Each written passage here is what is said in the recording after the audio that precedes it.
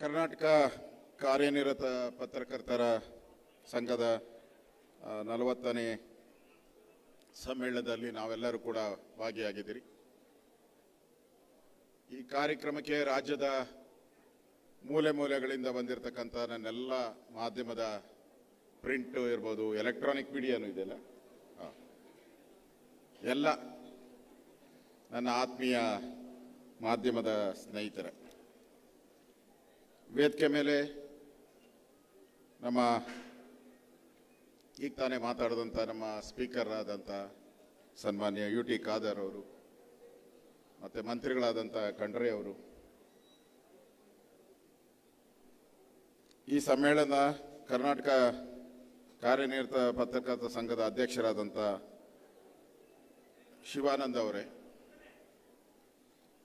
ವೆಂಕಟೇಶ್ ಅವರೇ, ಶೈಲೇಂದ್ರ ಬೆಲ್ಲದ್ ಅವರೇ, ನಮ್ಮ ಶಾಸಕರು ಸಿದ್ದು ಪಾಟೀಲ್ ಅವರು, ನಮ್ಮ ಶಾಸಕರು ಮಾರುತಿರಾವ್ ಮೂಳೆಯವರು, ಬಂಡೆಪ್ಪ ಕಾಶಪ್ಪನವರು, ಆನಂದ್ ಅವರು,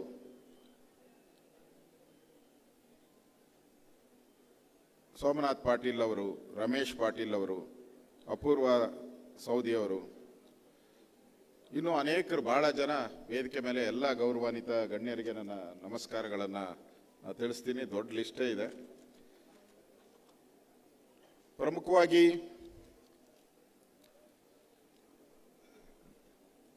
ಮಾಧ್ಯಮದ ಒಂದು ಸಮ್ಮೇಳನ ಇವತ್ತು ಬೀದರಲ್ಲಿ ನಡೀತಾ ಇದೆ. ಮಾಧ್ಯಮ ಅಂದ ತಕ್ಷಣನೇ ಇದರ ಕರ್ತವ್ಯಗಳಿರ್ಬೋದು, ಈಗ ನಡೀತಾ ಇರುವಂಥ ಕೆಲಸಗಳಿರ್ಬೋದು, ಇವತ್ತಿಂದ ಏನು ಪ್ರಾರಂಭ ಆಗಿಲ್ಲ. ಇದು ಇವತ್ತೇನೋ ಮಾಧ್ಯಮದ ಉದ್ಘಾಟನೆಯನ್ನು ನಾವು ಮಾಡ್ತಾ ಇಲ್ಲ. ಹಿಂದೆ ನಮಗೆ ಸ್ವಾತಂತ್ರ್ಯ ಚಳುವಳಿಯಲ್ಲಿ ಪ್ರಾರಂಭ ಆದಂಥದ್ದು ಮಾಧ್ಯಮದ ಒಂದು ಪ್ರಮುಖ ಘಟ್ಟಾಗ. ಎಲ್ಲಿ ಪ್ರಜಾಪ್ರಭುತ್ವ ಇರುತ್ತೋ ಅಲ್ಲಿ ಮಾಧ್ಯಮ ಇರುತ್ತೆ, ಎಲ್ಲಿ ಡಿಕ್ಟೇಟರ್ಶಿಪ್ ಇರುತ್ತೋ ಅಲ್ಲಿ ಮಾಧ್ಯಮ ಇರೋದೇ ಇಲ್ಲ. ಇವತ್ತು ಪ್ರಜಾಪ್ರಭುತ್ವ ಇದೆ, ಅದಕ್ಕೆ ಮಾಧ್ಯಮದ ಕೂಡ 4ನೇ ಅಂಗ ಅಂತ ನಾವು ತೀರ್ಮಾನ ಮಾಡಿದ್ದೀವಿ. ನೀವು ಚೈನಾದಲ್ಲಿ ಆ ಥರದ ವಿಶೇಷ ಪರಿಸ್ಥಿತಿಯನ್ನು ನೋಡೋಕ್ಕಾಗಲ್ಲ. ಇವತ್ತು ನನಗೆ ತಿಳಿದ ಪ್ರಕಾರ ಮಂಗಳೂರಲ್ಲಿ ಫಸ್ಟು, ನಮ್ಮ ಸ್ಪೀಕರ್ ಅವರು ಇಲ್ಲದೆ, ಮಂಗಳೂರಲ್ಲಿ ಪ್ರಾರಂಭ ಆದಂಥ ಪತ್ರಿಕೆ ಮಂಗಳೂರು ಸಮಾಚಾರ ಫಸ್ಟು, ಅದಾದಮೇಲೆ ಕನ್ನಡ ಸಮಾಚಾರ. ಹೀಗೆ ಪತ್ರಿಕೆಯ ಒಂದು ನಡೆ ಬಂದಿದ್ದವು. ಈಗ ಪತ್ರಿಕೆ ಇರ್ಬೋದು, ಚಾನಲ್ ಬಂದಿದೆ, ಈಗ ಯೂಟ್ಯೂಬರ್ಸ್ ಬಂದಿದ್ದಾರೆ, ವೆಬ್ಸೈಟ್ಗಳು ಬಂದಿದೆ, ಈ ಸೋಷಿಯಲ್ ಮೀಡಿಯಾ ಬಂದಿದೆ. ಮೊದಲಾದ್ರೆ ಪ್ರಿಂಟ್ ಮೀಡಿಯಾ ಒಂದು ಬೆಳಗ್ಗೆ ಎದ್ದು ಕಾಫಿ ಜೊತೆ ಪೇಪರ್ ಓದೋದಿತ್ತು. ಈ ಕಾಫಿ ಜೊತೆ ಪೇಪರ್ ಅಲ್ಲ, ಈಗ ಕ್ಷಣಕ್ಕೂ ಬ್ರೇಕಿಂಗ್ ಸುದ್ದಿ ಕೊಡುವಂಥ ಚಾನಲ್ಗಳು ಬಂದಿದೆ. ಮನೇಲಿದ್ರೆ ಟಿವಿ ನೋಡ್ತೀರಿ, ಮೊಬೈಲ್ ಇದ್ರೆ ಎಲ್ಲ ನೋಡ್ಬೋದು ಅದರಲ್ಲಿ. ಆ ರೀತಿಯಾದಂಥ ಒಂದು ತಿರುವುಗಳನ್ನು ಇವತ್ತು ಮಾಧ್ಯಮ ಪಡೆದಿದೆ. ಇವತ್ತು ಮಾಧ್ಯಮ ಒಂದು ರೀತಿ,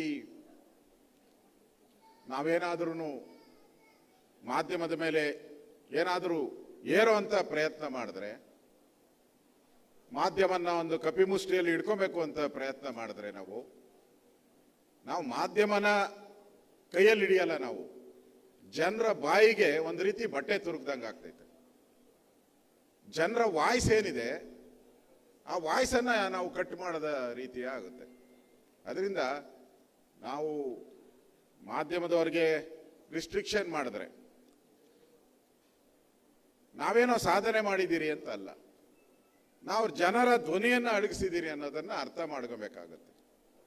ಇವತ್ತು ಮಾಧ್ಯಮದಲ್ಲಿ ನಾವು ನೋಡಿದ್ದೀರಿ, ಮೊದಲೆಲ್ಲ ಸುದ್ದಿಗಳು ಪ್ರಿಂಟ್ ಮೀಡಿಯಾದಲ್ಲಿ ಬರಬೇಕಾದ್ರೆ ಸಂಜೆ ರಾತ್ರಿ ಟೈಮ್ ಇರ್ತಾ ಇತ್ತು ಅವರಿಗೆ ಸ್ಕ್ರೂಟ್ನಿ ಮಾಡೋಕ್ಕೆ, ಅದರ ನಿಖರತೆಯನ್ನು ಪರಿಶೀಲನೆ ಮಾಡುವಂಥದ್ದಕ್ಕೆ ಅವಕಾಶ ಇತ್ತು. ಈಗ ಎಲೆಕ್ಟ್ರಾನಿಕ್ ಮೀಡಿಯಾ ಬಂದಮೇಲೆ ಹಾಗೆ ಇಮಿಡಿಯೇಟ್ ಆಗಿ ಬ್ರೇಕಿಂಗ್ ನ್ಯೂಸ್ಗಳು, ಫಾಸ್ಟ್ ನ್ಯೂಸು, ಕಾಂಪಿಟೇಷನ್ ಶುರುವಾಗಿದೆ. ಈಗ ಆ ಕಾಂಪಿಟೇಷನ್ ಶುರುವಾದಾಗ ನಾರ್ಮಲಿ ಕೆಲವು ತಪ್ಪುಗಳನ್ನು ನಾವು ನೋಡ್ತಾ ಇದ್ದೀರಿ. ಇವತ್ತು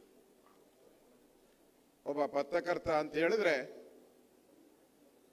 ಅವನ ಬರವಣಿಗೆ ಇದೆಯಲ್ಲ, ಅವನ ಬರವಣಿಗೆನೇ ಆ ಪತ್ರಕರ್ತನ ಒಂದು ವರ್ಚಸ್ಸು, ಅದೇ ಅವನ ಮೂಲಾಧಾರ, ಅದೇ ಅವನ ಶ್ರೇಯಸ್ಸು, ಅದೇ ಅವನ ಬೆಳವಣಿಗೆ, ಅದೇ ಜನರ ಪಾಲಿಗೆ ದಿವ್ಯಾಸ್ತ್ರ ಅಂತ ನಾನು ತಿಳ್ಕೊಂಡಿದ್ದೀನಿ. ಜನರ ಧ್ವನಿಯಾಗಿ ನಾವು ಕೆಲಸ ಮಾಡ್ತಾ ಇದ್ದ ಪತ್ರಕರ್ತರ ಕೆಲಸ ಅನ್ನೋದು ನಾವು ಇವತ್ತು ಎಲ್ಲ ರೀತಿಯಲ್ಲೂ ಕೂಡ ನಾವು ಬೇರೆ ಬೇರೆ ಸಂದರ್ಭದಲ್ಲಿ ಮಂತ್ರಿಗಳ ಹತ್ರ, ಮುಖ್ಯಮಂತ್ರಿಗಳ ಹತ್ರ, ಬೇರೆಯವ್ರ ಹತ್ರ ಮಾತಾಡಬೇಕಾದ್ರೆ ನಾವು ಜಾಸ್ತಿ ಏನಾದರೂ ಮಾಧ್ಯಮದವರು ಹೇಳಿದಾಗ ನೀವು ಈ ಪಕ್ಷದವನ, ನೀನು ಈ ಪಾರ್ಟಿಯವನ, ಅದಕ್ಕೆ ಈ ಪ್ರಶ್ನೆನ ಪದೇ ಪದೇ ಕೇಳ್ತಾ ಇದೆಯಾ, ಈ ತರದ ಟೀಕೆಗಳನ್ನು ಬರ್ತೈತೆ, ಆರಾಮ್ಸೆ ಬರ್ತೈತೆ. ಈ ಟೀಕೆಗಳನ್ನ ನಾವು ನೋಡ್ತಾ ಇದ್ದೀರಿ. ನಾವೊಂದು ರೀತಿ ಈಗಾಗಲೇ ಸ್ಪೀಕರ್ ಅವರು ಹೇಳಿದ್ದಾರೆ, ರಾಜಕಾರಣಿಗಳಿಲ್ಲದೆ ಮಾಧ್ಯಮ ಇಲ್ಲ. ಯಾಕಂದ್ರೆ ದಿನನಿತ್ಯ ಏನಾನ ಸುದ್ದಿ ಕೊಡ್ಬೇಕಾದ್ರೆ ರಾಜಕಾರಣಿಗಳೇ.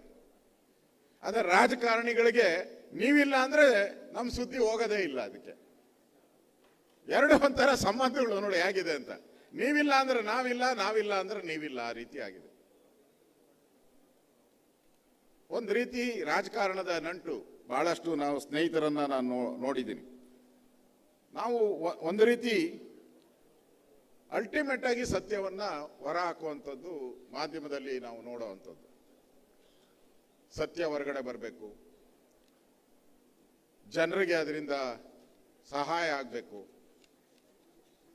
ಸರ್ಕಾರ ನಾವು ನೋಡಿದ್ದೀರಿ, ಸರ್ಕಾರಗಳ ಇದ್ದಾಗ, ಅಧಿಕಾರ ಇದ್ದಾಗ ಯಾರೇ ಇರ್ಬೋದು ಅಧಿಕಾರ, ಇವತ್ತು ಬೇರೆ ಪಾರ್ಟಿ ಇರ್ಬೋದು, ನಾಳೆ ಇನ್ನೊಂದು ಪಾರ್ಟಿ ಬರ್ಬೋದು, ಯಾವುದೇ ಬರ್ಬೋದು ಕೂಡ.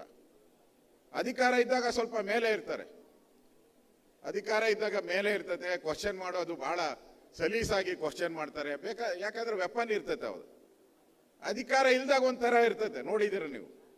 ಚೇಂಜ್ ಆಗುತ್ತೆ ಅಂತ ನಾವು ನೋಡಿದ್ದೀರಿ, ನಾನು ನೋಡಿದ್ದೀನಿ ಅಧಿಕಾರವನ್ನ. ಅಧಿಕಾರ ಇದ್ದಾಗ ಇಲ್ದಾಗ ಯಾವ ರೀತಿ ನಮ್ಮ ನಡವಳಿಕೆಗಳಿದೆ ಅನ್ನೋದನ್ನ ನಾವು ನೋಡಿದ್ದೀವಿ. ಆದರೆ ಮಾಧ್ಯಮದಲ್ಲಿ ಆ ಥರ ಇರಕ್ಕೆ ಸಾಧ್ಯವೇ ಇಲ್ಲ. ಪತ್ರಕರ್ತರಾಗಿರೋವಂಥವ್ರು ಅವರ ದಿನನಿತ್ಯದ ಕೆಲಸಗಳೇನಿದೆ ಆ ಕೆಲಸಗಳನ್ನು ನಾವು ಅಚ್ಚುಕಟ್ಟಾಗಿ ಮಾಡುವಂಥದ್ದನ್ನು ನಾವು ನೋಡಿದ್ದೀರಿ. ಕೆಲವು ಸರಿ ಮಾಧ್ಯಮದ ಸ್ನೇಹಿತರು ಅಪಾಯವನ್ನ ಲೆಕ್ಕಿಸದೆ ಕೆಲಸ ಮಾಡ್ತಾರೆ. ಕೆಲವುದು ಯುದ್ಧದ ಸಮಯದಲ್ಲಿ ನಾವು ನೋಡಿದಿರಿ. ಮೊನ್ನೆನೂ ಕೂಡ ನಾವು ಇರಾನ್ ಮತ್ತು ಅಮೆರಿಕ ಇಸ್ರೇಲ್ ಯುದ್ಧ ಸಂದರ್ಭದಲ್ಲಿ ಕೂಡ ಹಲವಾರು ಪತ್ರಕರ್ತರು ಆ ಯುದ್ಧ ನಡೆಯುವಂತ ಸ್ಥಳಗಳಿಗೆ ಹೋಗಿ ವರದಿಗಳನ್ನ ಮಾಡಿದ್ದಾರೆ. ಅಂದ್ರೆ ಎಲ್ಲಿ ಪ್ರಾಣವನ್ನು ಲೆಕ್ಕಿಸದೆ ಕೆಲಸ ಮಾಡಬಹುದು, ಅಲ್ಲೂ ನಾವು ಪತ್ರಕರ್ತರನ್ನ ನೋಡ್ಬೋದು. ಕೋವಿಡ್ ಸಂದರ್ಭದಲ್ಲೂ ನಾನು ನೋಡಿದ್ದೀನಿ. ಕೋವಿಡ್ ಸಂದರ್ಭದಲ್ಲೂ ಕೂಡ ಹಲವಾರು ಪತ್ರಕರ್ತರು ಅವರ ಜೀವನದ ಹಂಗನ್ನ ತೊರೆದು ಕೋವಿಡ್ ಸಂದರ್ಭದಲ್ಲೂ ಕೆಲಸ ಮಾಡಿದ್ದಾರೆ. ಅವರು ಒಂದು ರೀತಿ ಕೋವಿಡ್ ವಾರಿಯರ್ಸ್ ಅಂತ ನಾವು ಹೇಳ್ಬೋದು, ಕೋವಿಡ್ ವಾರಿಯರ್ಸ್ ಅಂತ. ಒಟ್ಟಾರೆ ಈ ಸಮಾಜದಲ್ಲಿ ಇರ್ತಕ್ಕಂಥ ತಪ್ಪುಗಳನ್ನ ಎತ್ತಿ ತಿಳಿಸುವಂಥದ್ದು ಪತ್ರಿಕಾ ರಂಗದಲ್ಲಿ ನಡೆದು ಬಂದಂಥ ದಾರಿ. ಅದನ್ನ ಇಲ್ಲಿ ಬಂದಿರತಕ್ಕಂಥವರೆಲ್ಲರೂ ಕೂಡ ಅದನ್ನೇ ನಾನು ಹೇಳುವಂಥದ್ದು. ಸರ್ಕಾರ ತಪ್ಪು ಮಾಡಿದಾಗ ಕಿವಿ ಹಿಂಡೋ ಕೆಲಸ ನಾವು ವಿರೋಧ ಪಕ್ಷವಾಗಿ ನಾವು ಮಾಡ್ತೀವಿ. ಅದೇ ರೀತಿ ಸರ್ಕಾರ ತಪ್ಪು ಮಾಡಿದಾಗ ಅದನ್ನು ಮಾಧ್ಯಮನೂ ಕೂಡ ಸರ್ಕಾರ ತಪ್ಪು ಮಾಡಿದಾಗ ಕಿವಿ ಹಿಂಡೋ ಕೆಲಸವನ್ನ ಮಾಡ್ತದೆ.